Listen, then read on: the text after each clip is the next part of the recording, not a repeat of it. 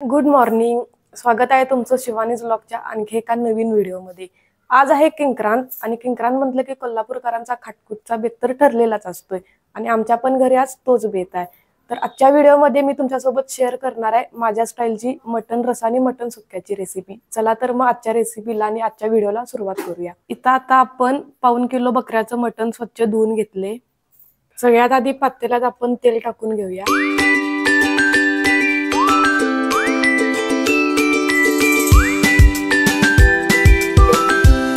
तेल तापल्यावर फोडणीसाठी आपण सगळ्यात आधी बारीक चिरलेला कांदा टाकून घेऊया.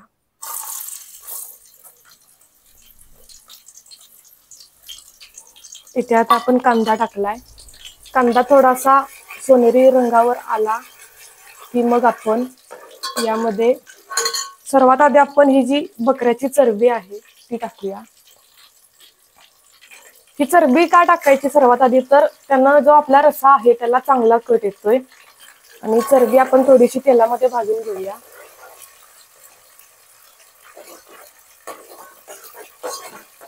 एक ते 2 मिनिटं हलवल्यानंतर आपण टाकूया मटणाचे पिसेस आणि गॅस थोडासा आपण बारीक करूया.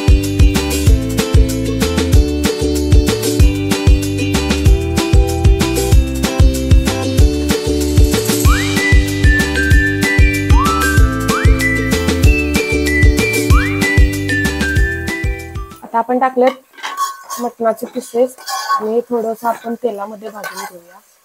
आपल्याला गॅस हा कमीच ठेवायचा आहे. आता यामध्ये थोडीशी हळद आणि आपण थोडंसं चवीपुरतं मीठ टाकूया.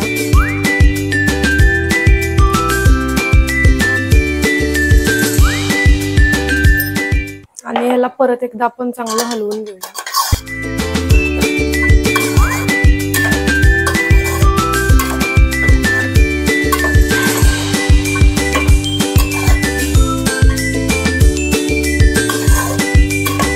आता यावर आपण झाकण ठेवूया आणि आपल्याला जेवढा रस्सा बनवायचा आहे तेवढा आपल्याला पाणी घ्यायचं आहे आणि थोडं थोडं करून आपण या झाकणावर म्हणजे ताटावर आपण पाणी घालायचं आहे.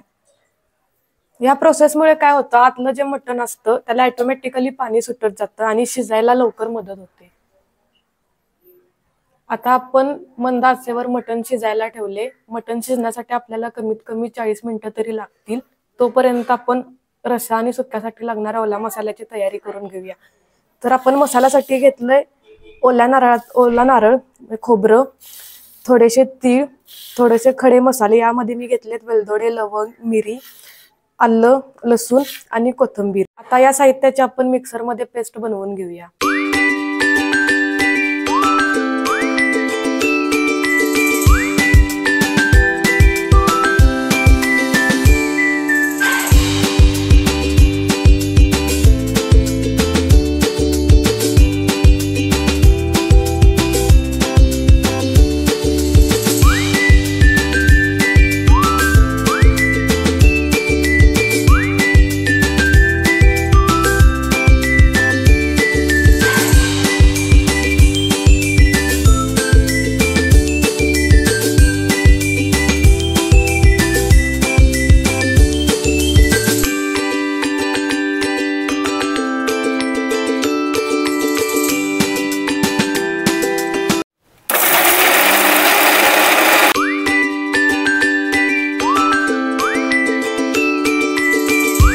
आता आपला मसाला बारीक करून झालाय.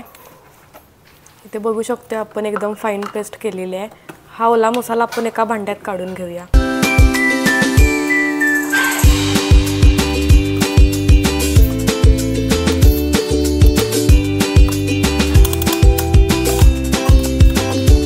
आपला ओला मसाला आता रेडी आहे.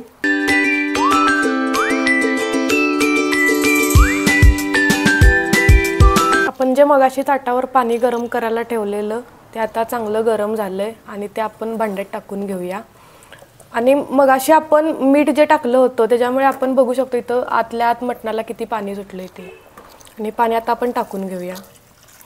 आणि हीच प्रोसेस आपल्याला 2 ते 3 वेळा करायची आहे. आपल्याला परत ह्याच्यावर पाणी ठेवायचं आहे.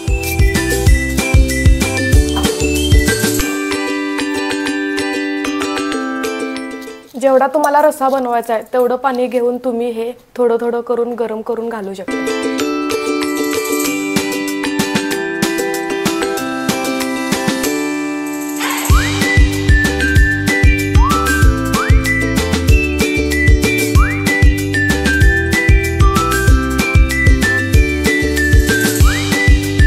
मटण फोडणी टाकून आता बराच वेळ झालाय आणि आता आपण बघूया मटण शिजले का ते चेक करूया।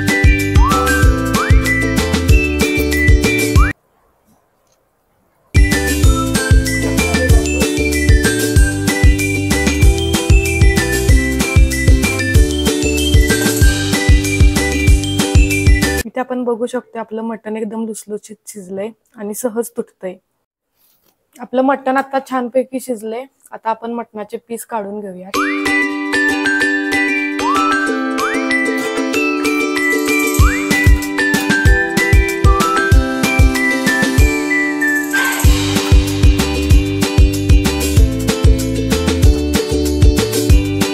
आपण बघू शकतो इथे मटणाचे पीस।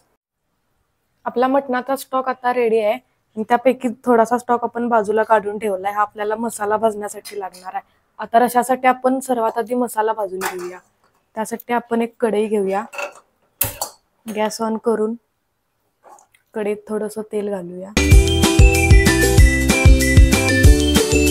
मगाशी पण आपण फोडणीला तेल घातल्यामुळे आता आपण मसाला भाजताना तेलाचं प्रमाण थोडं कमीच ठेवायचं आहे।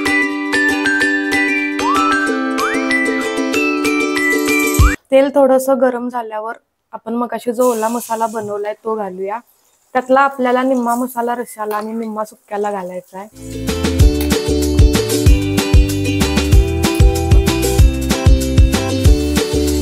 मसाला तेलामध्ये भाजून घेऊया।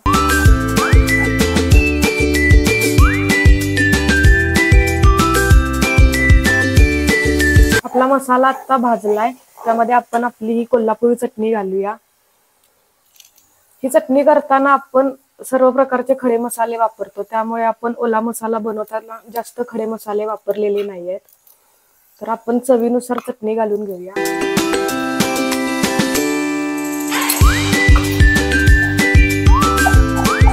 चटणी आणि मसाला चांगला मिक्स करून घेऊया।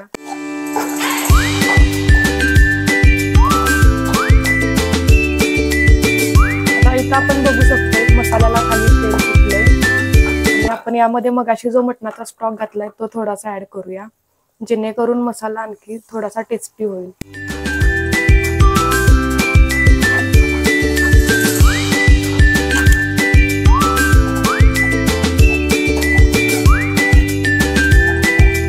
एक ते 2 मिनिटं आपण आणखी थोडंसं भाजून घेऊया। आपला मसाला इथे आता भाजलाय, तो मसाला आपण मटणाच्या स्टॉक मध्ये घालूया।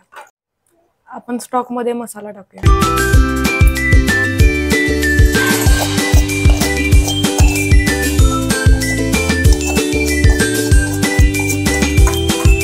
करून घेऊया आणि उकळी येण्यासाठी सोडून देऊया। इथे आपण बघू शकतोय रशाला किती चांगली उकळी आली आणि आपण कट सुद्धा बघू शकतोय किती भारी आलाय ते। यावर थोडीशी आपण कोथिंबीर टाकून घेऊया।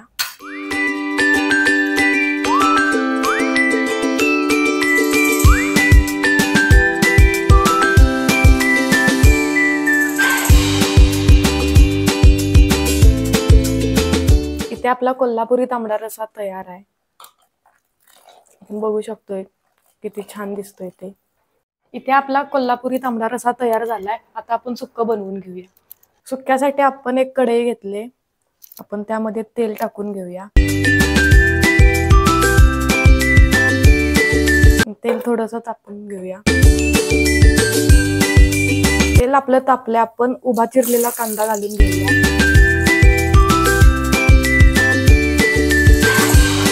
कांदा तेलात भाजून घेऊया। कांदा आपण सोनेरी होईपर्यंत भाजून घेऊया।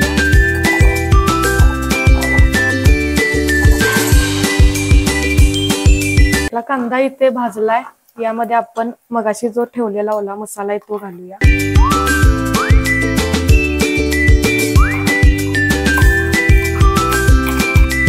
मसाला तेलात भाजून घेऊया।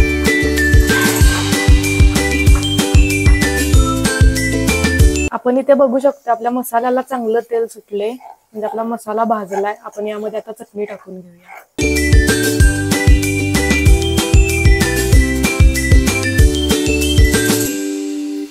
चवीपुरता आपण तिखट कमी जास्त करू शकतोय.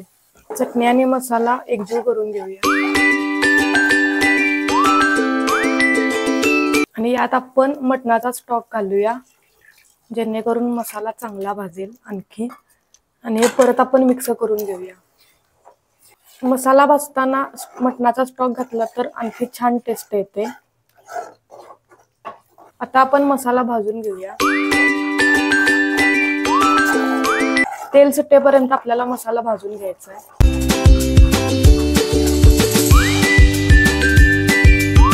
आपण बघू शकतो आपला मसाला इथे चांगला भाजलाय. आता यामध्ये आपण मटणाचे पीस ऍड करूया. हे शिजवून घेतलेलं आपण मटण जे आहे ते यात घालूया.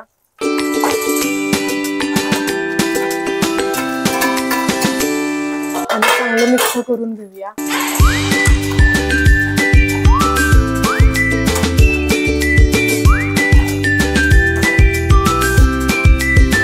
आता यावर आपण थोडीशी कोथिंबीर टाकून घेऊया.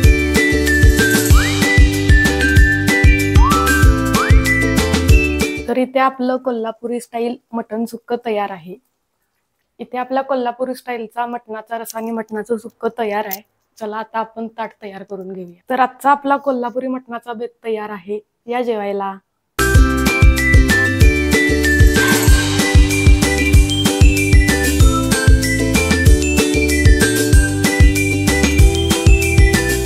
आजचा हा रेसिपीचा व्हिडिओ तुम्हाला आवडला असेल तर लाईक करा. रेसिपी कशी झाली हे कमेंट करून नक्की सांगा. चॅनेलवर नवीन असाल तर सबस्क्राईब करा आणि अशाच नवनवीन व्हिडिओसाठी बेल आयकॉन प्रेस करा. थँक्यू.